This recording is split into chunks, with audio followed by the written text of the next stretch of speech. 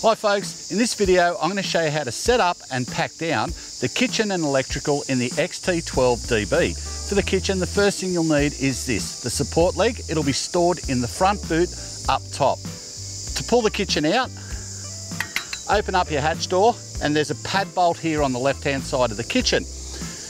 You need to turn it so the cap is facing out, raise it up, then turn it back 90 degrees. There's a pin here that will sit up on top of two stoppers and it'll hold it up out of the way so it won't thump anything when you close it or try to bring it out. To slide it out, grab the handle in the middle here that's built into the body, press down on the blue slide tab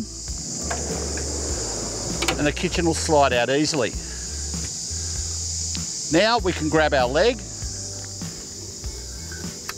and just under here in the middle is a hole that the leg will fit into. Pop that in, drop it down, and what I like to do is lift the kitchen a little bit to make sure that the weight is actually on the leg. Lock it up tight. Now to open up the extension, take the little rubber bungee off here at the end, flip it over, and this leg towards the end of the kitchen has a dowel on it to locate in a hole on the side of the kitchen. Make sure that goes in there. Ensure the other legs are down in position and that's ready to use as a servery. The plumbing for the hot and cold water is permanently connected in here, so now we just have to connect up the gas. The gas hose is tucked up inside the kitchen. In the center of the kitchen, on towards the other side, there is a relief hole in the bottom that you can poke the hose out through. To access it, open up the little middle drop down cupboard and push the hose through the relief hole. Now to connect it up, remove the dust cap here, that's out of the way, and connect the bayonet fitting up. It's got a slot on the side. You'll have to line it up with a couple of little tabs there, push it in, turn it to the right. It's now connected and you can go and turn your gas on. It is important to remember, before you connect this up, don't turn the gas on. You don't want any pressure behind the bayonet fitting. It just makes it that much more difficult to get it plugged in. Now, we're ready to cook. To use the 12 volt systems in your caravan, you'll need to activate them here at the main control panel. Simply turn the isolation switch on. Now we have 12 volt power to all the circuits. To operate the awning, you'll need to switch on this end one. That operates the toilet and awning, and there's also a secondary switch at the kitchen to flick the awning in and out. The rest are DC outlets, lights, fridge, water pump and water gauge, and the water heater. The water heater is gas, but it does need power for the auto ignition to work and the flame safe.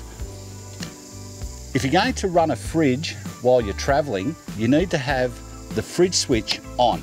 That will supply power to the fridge slide area and you can run your fridge. So you want to make sure before you leave home, if you're taking all your goods with you, have it on, run it actually prior to loading it all up. That way the fridge is down to temperature, and you can do that while you're plugged into 240 volt power. Also, once you're packed up and you're traveling, you must have that on if you want to run your fridge. If you're not running a fridge, it's empty or whatever, or you don't mind the beer getting warm, you can switch it off, switch all the power off while you're traveling, and the batteries will still charge through the Anderson plug. To pack up our kitchen, we need to disconnect the gas hose. It's important to turn the gas off at the bottle first and then relieve the pressure through the cooktop. That way there's no pressure behind this fitting, so it'll make it a lot easier to disconnect. To disconnect it, push it in, turn it to the left, and then we can take it out and return our little dust cap. That'll keep that nice and clean. Now we can tuck this hose back up through its hole into the kitchen and pack the rest up. Before we go any further, we fold up our table over on top. Make sure you fold the legs down and put the little bungee over. The end leg is the critical one. You must fold it down. These ones, if you forget, they will actually knock over and fall into place as you slide it in, but this one won't. It will actually jam. So make sure you do that. Now we can remove our support leg and slide our kitchen away. To slide it away, again, push down the blue tab on the slide, hold it down, Now it's beyond halfway, I can release it and give the kitchen a bit of a nudge. Now that's locked in on the slide.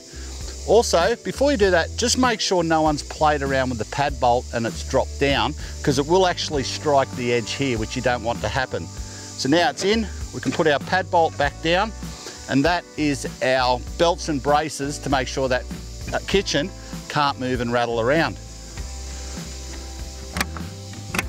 Close it up, kitchen's away. There you go folks, that covers the kitchen and electrical in your XT12DB. For lots of extra great tips, how-tos and camping hacks that you just need to know about, head across to our YouTube channel and check out the Masterclass series.